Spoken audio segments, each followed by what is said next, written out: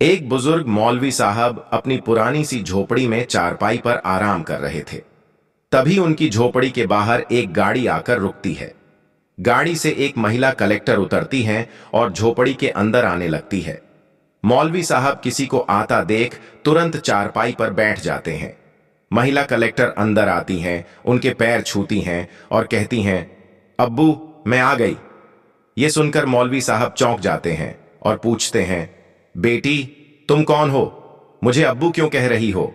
महिला मुस्कुराते हुए जवाब देती हैं, अब्बू, आप मुझे भूल गए? मैं शिवानी शर्मा हूं। मैं अब कलेक्टर बन चुकी हूं। जैसे ही मौलवी साहब ये नाम सुनते हैं, उनकी आंखों में आंसू आ जाते हैं। वह रोते हुए उस लड़की को गले लगा लेते हैं। आखिर ये महिला कलेक्टर कौन थी और मौलवी साहब से उसका क्या रिश्ता था? पूरी कहानी जानने के लिए वीडियो अंत तक देखें। बिहार के एक छोटे से गांव में ईश्वर चंद शर्मा और उनकी पत्नी सावित्री रहते थे। सावित्री प्रेग्नेंट थी और दोनों इस बात से बहुत खुश थे कि उनके घर में नया सदस्य आने वाला है। दोनों ने बहुत सारे सपने सजाए हुए थे। समय बीता और डिलीवरी का वक्त आ गया। ईश्वर चंद सावित्री को लेकर अस्पताल पहुंचे। डिलीवरी हुई, लेकिन तभी डॉक्टर ने बताया कि सावित्री को बचाया नहीं जा सका। ये सुनकर ईश्वर चंद बहुत दुखी हो गए। उन्होंने डॉक्टर से पूछा, बेटा हुआ है या बेटी? डॉक्टर ने कहा, बेटी हुई है। दुख के बावजूद ईश्वर चंद ने अपनी बेटी को पालने का फैसला किया।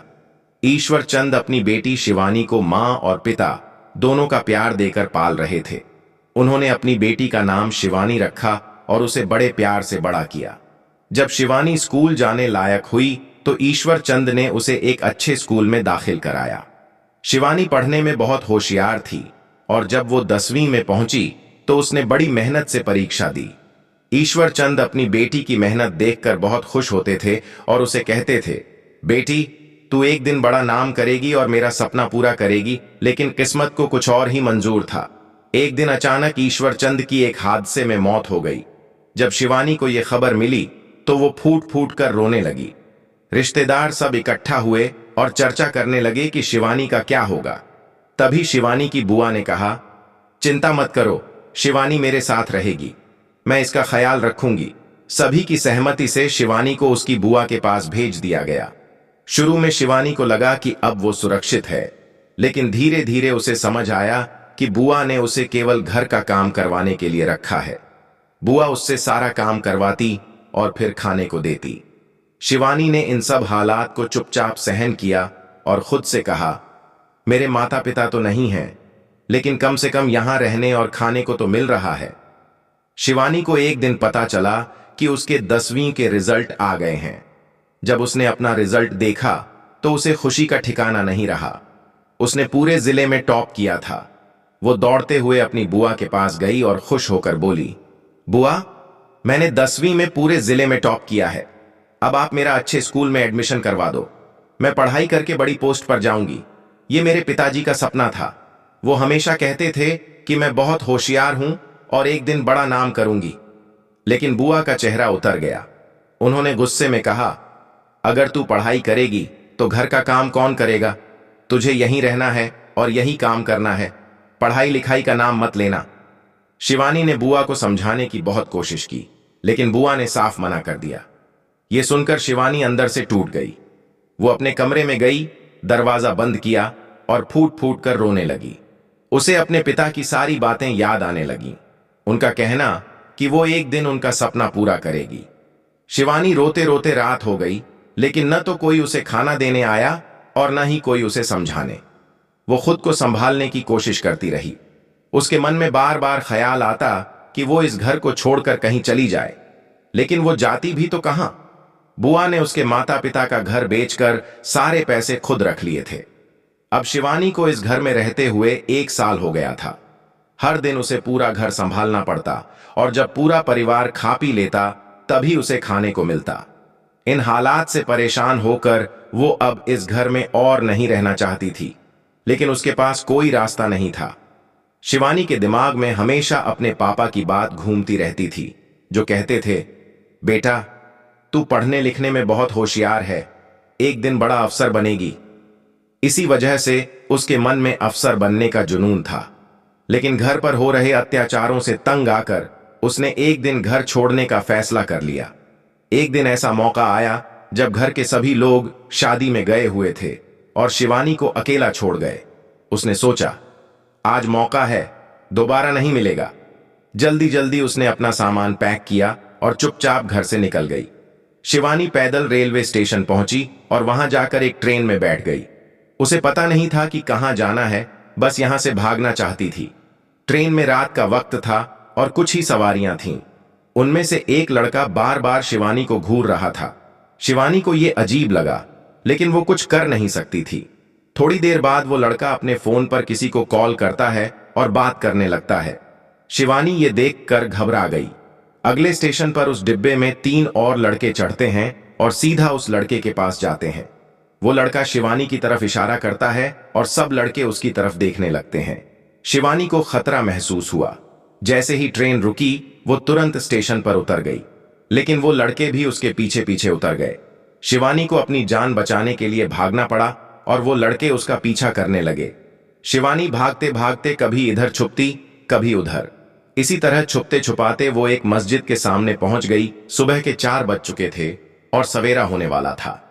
तभी उसने देखा कि एक मौलवी साहब नमाज पढ़ने के लिए मस्जिद के अंदर जा रहे हैं। शिवानी घबराई हुई थी। जैसे ही उसने मौलवी साहब को देखा, वो बाबा बचाइए कहकर मदद मांगने लगी। उसकी आवाज सुनकर पीछे वाले लड़के भी रुक गए, लेकिन मौलवी साहब ने शिवानी को मस्जिद के अंदर बुला लिया। अंदर ले जाकर उन्होंने पूछा, बेटी कौन हो तुम? इतनी सुबह यहां क्या कर रही हो? शिवानी रोते रोते बोली, मैं कहीं जा रही थी, लेकिन रास्ते में 4 लड़के मेरे पीछे पड़ गए। वो अभी बाहर खड़े हैं। यह सुनकर मौलवी साहब तुरंत बाहर गए और उन लड़कों को धमकाया। उन्होंने गुस्से में कहा, अगर यहां से नहीं गए तो अच्छा नहीं होगा। लड़के डर गए क्योंकि उन्हें लगा कि मस्जिद में और लोग भी होंगे। वो तुरंत वहां से भाग निकले। मौलवी साहब शिवानी को वापस अंदर ले गए और बिठाकर प्यार से पूछा, बेटी बताओ तुम कौन हो और यहां कैसे पहुंची? शिवानी ने पूरी बात बताई। उसने कहा, मैं अपने पिता के साथ रहती थी, लेकिन उनकी मौत के बाद मुझे अपनी बुआ के पास रहना पड़ा। बुआ मुझे पढ़ने लिखने नहीं देती, जबकि मैं पढ़ाई करना चाहती हूं। इसी वजह से मैंने घर छोड़ दिया, लेकिन ट्रेन में ये लड़के मेरे पीछे लग गए और मैं यहां आ गई। शिवानी ये सब बताते हुए फूट फूट कर रोने लगी। मौलवी साहब ने उसे ढांढस बंधाया और कहा, बेटी जिसका कोई नहीं होता उसका ऊपर वाला होता है, तुम चिंता मत करो। फिर उन्होंने पूछा, अब क्या करना चाहती हो? शिवानी ने कहा, बाबा मुझे पढ़ लिख कर बड़ी अफसर बनना है। मौलवी साहब ने कहा, तुम्हें किसी सुरक्षित जगह की जरूरत है। जब तक तुम बड़ी नहीं हो जाती और अपनी पढ़ाई पूरी नहीं कर लेती, तुम यहीं मेरे पास रह सकती हो। बाद में बड़े शहर जाकर अपनी पढ़ाई पूरी करना। शिवानी मौलवी साहब के साथ उनके घर में रहने लगी। मौलवी साहब की उम्र 55 साल थी और वो शिवानी का बहुत ख्याल रखते थे। उन्होंने शिवानी का एक स्कूल में दाखिला करवाया और उसकी पढ़ाई शुरू करवाई।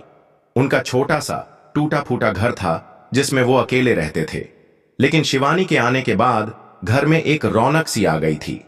धीरे धीरे 2 साल बीत गए। इन 2 सालों में शिवानी ने अपनी स्कूली पढ़ाई पूरी कर ली। जब 12वीं का रिजल्ट आया तो पूरे गांव में चर्चा थी कि शिवानी ने इतने अच्छे नंबरों से पास किया है। शिवानी खुद भी बहुत खुश थी। उसने मौलवी साहब को यह खुशखबरी सुनाई और कहा, अब्बू मैंने अच्छे नंबरों से 12वीं पास कर ली है। मौलवी साहब मुस्कुराते हुए बोले, बेटा अब आगे क्या करना चाहती हो? शिवानी ने कहा, अब्बू मुझे आगे की पढ़ाई के लिए शहर जाना है। मौलवी साहब ने उसकी बात मान ली। उन्होंने उसका शहर जाने का इंतजाम किया, उसे कुछ पैसे दिए और कहा, बेटा अगर और पैसे चाहिए हों तो मुझे बताना, मैं भेज दूंगा। शिवानी शहर चली गई, लेकिन वो नहीं चाहती थी कि मौलवी साहब पर बोझ बने। इसलिए उसने खुद से कुछ काम करने का फैसला किया। काम की तलाश करते करते वो एक बुजुर्ग व्यक्ति के होटल पर पहुंची। वहां उसने होटल के मालिक से कहा, बाबूजी मुझे काम चाहिए। मैं पढ़ी लिखी हूं, कोई भी काम कर लूंगी, लेकिन मुझे पढ़ाई के लिए थोड़ा वक्त चाहिए। होटल मालिक ने पूछा, बेटा तुम कौन हो, कहां से आई हो और तुम्हें काम क्यों चाहिए? तुम्हारे परिवार वाले तुम्हारे साथ क्यों नहीं हैं? यह सुनकर शिवानी रोने लगी। और अपनी पूरी कहानी होटल मालिक को सुनाई। होटल मालिक उसकी बात सुनकर भावुक हो गए। उन्होंने कहा, बेटा, कोई बात नहीं, अगर तुम्हें पढ़ाई करनी है तो तुम यहां रहकर पढ़ सकती हो। तुम्हारी पढ़ाई में जो भी मदद होगी मैं करूंगा। होटल मालिक ने यह फैसला इसलिए लिया क्योंकि उनकी भी एक बेटी थी। उन्होंने अपनी बेटी को पढ़ाने के लिए बहुत मेहनत की थी, लेकिन वो पढ़ाई में सफल नहीं हो पाई। इसलिए वो चाहते थे कि शिवानी अपना सपना पूरा कर सके। होटल मालिक ने शिवानी में अपनी बेटी की झलक देखनी शुरू कर दी थी। उन्होंने कहा, बेटा, अगर तुम पढ़ लिख कर बड़ा अफसर बन गई तो मैं अपने आप को धन्य समझूंगा। इसके बाद होटल मालिक ने उसकी पढ़ाई लिखाई का पूरा खर्चा उठाया। शिवानी होटल पर काम भी करती और पढ़ाई भी। समय बीता और शिवानी ने मेहनत करके अपनी ग्रेजुएशन पूरी कर ली। जब उसकी ग्रेजुएशन खत्म हुई तो उसने होटल मालिक से कहा, बाबूजी, अब मुझे आगे की पढ़ाई के लिए दिल्ली जाना होगा। होटल मालिक ने खुशी खुशी उसका दिल्ली जाने का इंतजाम किया। उन्होंने न सिर्फ उसका खर्चा उठाने की जिम्मेदारी ली, बल्कि खुद जाकर एक अच्छे कोचिंग सेंटर में उसका एडमिशन भी करवाया। उन्होंने उसके रहने खाने का भी इंतजाम किया। शिवानी ने वहां भी मन लगाकर पढ़ाई की। उसकी मेहनत रंग लाई और कुछ समय बाद वो डिस्ट्रिक्ट कलेक्टर बन गई। जब उसने ये खुशखबरी होटल मालिक को दी तो उनकी खुशी का ठिकाना नहीं रहा। इसके बाद शिवानी ट्रेनिंग के लिए चली गई। ट्रेनिंग पूरी करने के बाद उसकी पोस्टिंग एक जिले में हो गई। शिवानी ने अपनी जिंदगी में जो सपना देखा था उसे पूरा करके वो अपनी और होटल मालिक की उम्मीदों पर खरी उतरी। शिवानी अब एक जिला कलेक्टर बन चुकी थी। उसके पास सरकारी गाड़ी, बंगला और सब कुछ था। एक दिन होटल मालिक उससे मिलने आए। शिवानी ने उनका पिताजी कहकर स्वागत किया और उनके साथ अपनी खुशी साझा की। लेकिन होटल मालिक को देखकर उसे मौलवी साहब की याद आ गई, जिन्होंने कभी उसकी मदद की थी। शिवानी ने तय किया कि वो मौलवी साहब से जरूर मिलेगी। वो अपनी गाड़ी लेकर उस गांव पहुंची जहां उसने अपने संघर्ष के दिन बिताए थे। वहां पहुंचकर उसने देखा कि मौलवी साहब का पुराना घर अब टूटकर झोपड़ी बन चुका है। वो झोपड़ी में गई तो देखा कि मौलवी साहब चारपाई पर बैठे हैं। शिवानी ने उनके पैर छुए, लेकिन मौलवी साहब उसे पहचान नहीं पाए। शिवानी ने कहा, अब्बू, मैं शिवानी हूं, अब मैं कलेक्टर बन गई हूं। ये सुनते ही मौलवी साहब की आंखों से आंसू बहने लगे। उन्होंने शिवानी को गले लगा लिया। शिवानी के साथ बड़ी गाड़ी और गार्ड को देखकर गांव में हलचल मच गई। लोग मौलवी साहब की झोपड़ी के पास इकट्ठा हो गए। जब उन्हें पता चला कि शिवानी, जिसने 2 साल तक उनके गांव में पढ़ाई की थी, अब कलेक्टर बन गई है, तो हर कोई उसकी तारीफ करने लगा। शिवानी ने मौलवी साहब से कहा, अब्बू, आपको मेरे साथ चलना होगा, मैं आपकी सेवा करना चाहती हूं। पहले तो मौलवी साहब ने मना कर दिया, लेकिन शिवानी ने उन्हें समझाया कि जहां वो रहती है वहां भी एक मस्जिद है और वो वहां नमाज पढ़ सकते हैं। मौलवी साहब मान गए और शिवानी उन्हें अपने साथ ले आई। गांव के लोग शिवानी की इंसानियत और मौलवी साहब के साथ उसके रिश्ते की खूब तारीफ करने लगे। शिवानी ने मौलवी साहब की पूरी देखभाल की।